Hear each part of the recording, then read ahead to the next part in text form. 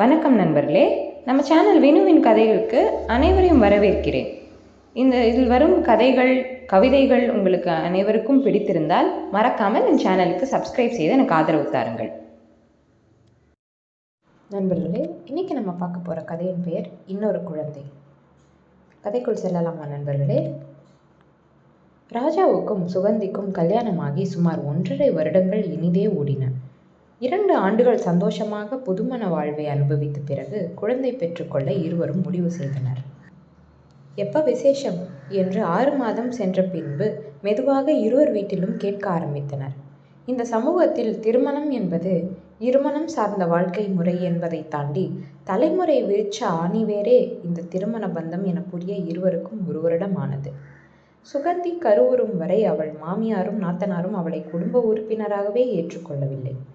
1 வருடம் கழித்து அவள் கருவுற்ற செய்தி கேட்ட பின்புதான் மாமியாரும் நாத்தனாரும் சுகந்தியின் மீது பாசமழையை பொழிந்தனர்.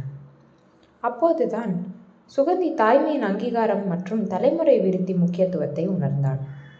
இருவரும் எதிர்பார்த்த அந்த நாளும் நெருங்கியது.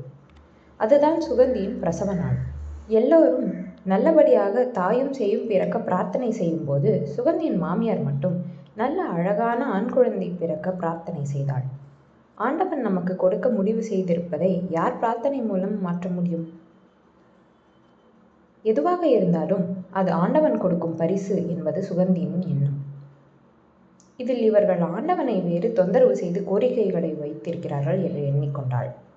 சுகந்திக்கு விதிக்கப்பட்டதோ பெண் குழந்தை. முதலில் மாமியார் ஒரு மாதிரியாக முகத்தை வைத்தார்.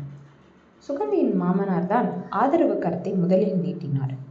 ஏனென்றால் பிறந்த குழந்தையின் நட்சத்திரமும் அவரின் அம்மாவின் நட்சத்திரமும் ஒன்றாக இருந்தது. அது மட்டுமில்லாமல் தனது பேத்திக்கு தனது அம்மா பெயர் வருகின்ற மாதிரி அமிர்தஸ்ரீ என்ற பெயரும் அவரே வைத்தார். வேறு வழியில்லாமல் மாமியார் நாத்தனார் அனைவரும் அமிர்தஸ்ரீயை ஏற்றுக்கொண்டனர். பிரசவ வலி, மாமியார் நாத்தனார் குடைசல்களை மறக்கவே சுகந்திக்கு சில வருடங்கள் ஓடின. அமிர்தஸ்ரீ 2 வயதை கடந்தவுடன் மறுபடியும் மாமியார் நாத்தனார் அவர்களின் வேலைகளை ஆரம்பித்தனர்.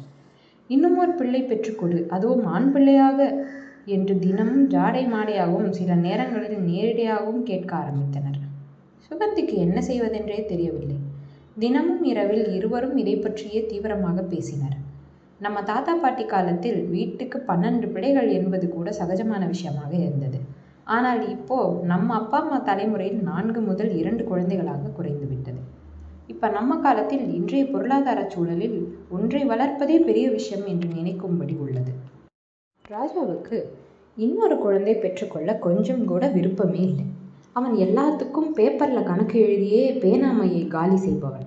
அவன் இன்னொரு குழந்தை என்றவுடன் 2 வருடமாக செலவு செய்த பால் பவுடர் தான் அவன் நினைவுக்கு முதலில் வந்தது. வேண்டவே வேண்டாம் என்று முடிவு செய்தான். பிரச்சனை முற்றிக்கொண்டே போனது. பாசமாக இருந்த மாமியார் மருமகள் இப்ப வீட்டில் பேசுவது கிடையாது. நாத்தனாரும் அப்படியே. இவளுக்கு எப்போதும் ஆதரவு கரம் நீட்டும் மாமனாரும் ஒரு மருந்துக்கு கூட சுகந்திக்கு ஒரு ஆறுதல் சொல்லவில்லை. ஏதோ குடும்பத்தில் ஒரு இறப்பு நிகழ்ந்தது போல ஒரு மயான அமைதி நாள் முழுவதும் நிலவியது. பிறகு மாமியாரும் மாமனாரும் கொஞ்சம் கொஞ்சமாக அமிர்தஸ்ரீயிடம் இருந்து விலக ஆரம்பித்தனர். இப்போதுதான் இருவருக்கும் கொஞ்சம் கொஞ்சம் பயம் வர ஆரம்பித்தது. ராஜா ஒரு நாள் மாலையில் அவன் அப்பா செல்லும் பார்க்கிற்கு சென்றான். அங்கு அவன் அப்பா அப்பொழுது அவர் நண்பருடன் நடைப்பயிற்சியில் ஈடுபட்டு கொண்டிருந்தார்.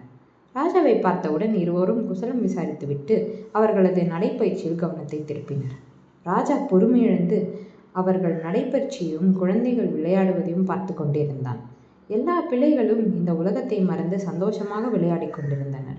ஒவ்வொரு குழந்தையும் மகிழ்ச்சியாகவும் அதே நேரத்தில் மற்ற குழந்தைகளுடன் விட்டு கொடுத்து விளையாடுவதும் பார்த்தான். அப்பா நடைப்பயிற்சி முடித்தவுடன் அவரிடம் சென்று, ஏன் இன்னொரு பிள்ளை பெற்றுக்கொள்ளாததற்கு எங்களுடன் நீங்கள் பழகாமல் விலகுகிறீர்கள் என்று கேட்டான். ராஜா, உனக்கு அப்புறம் நம்ம தாத்தா விஸ்வநாதன் தலைமுறை முடிந்து போகக்கூடாது. அதற்குத்தான் நான் கொஞ்சம் கடுமையாக இருக்கிறேன்.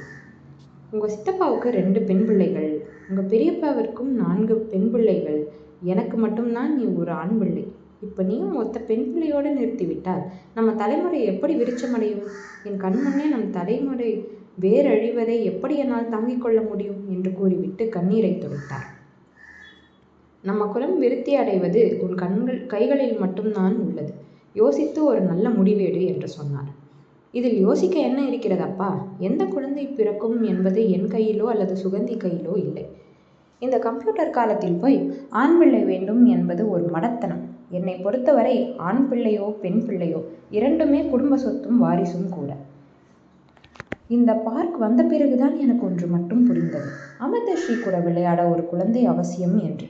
அவளுக்காக நான் ஒரு குழந்தை பெற்றுக்கொள்ள முடிவு செய்து விட்டேன். அவளும் எத்தனை நாள் தான் உங்களிடம் அன்பை எதிர்பார்த்து காத்து கிடக்க முடியும்? அவளுக்கும் இங்கு உள்ள சிறுவர்கள் போல வீட்டில் விளையாட ஒரு குழந்தை வேண்டும் என தீர்க்கமாக சொன்னான். ராஜாவின் அப்பா ஒரு வார்த்தை கூட பதில் பேசாமல் வீட்டை நோக்கி நடந்தார். ராஜா பால் பவுடர் கணக்கு எதுவும் மனசில் போடாமல் கடை தெருவுக்கு சென்று அல்வாவும் மல்லிகைப்பூவும் வாங்கி கொண்டு வீட்டிற்கு வந்தான்.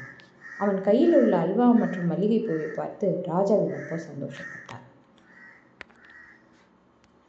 கதை முடிவுற்றது நண்பர்களே. இந்த கதை உங்களுக்கு பிடித்திருந்தால் என் சேனலுக்கு சப்ஸ்கிரைப் செய்வோம். நன்றி.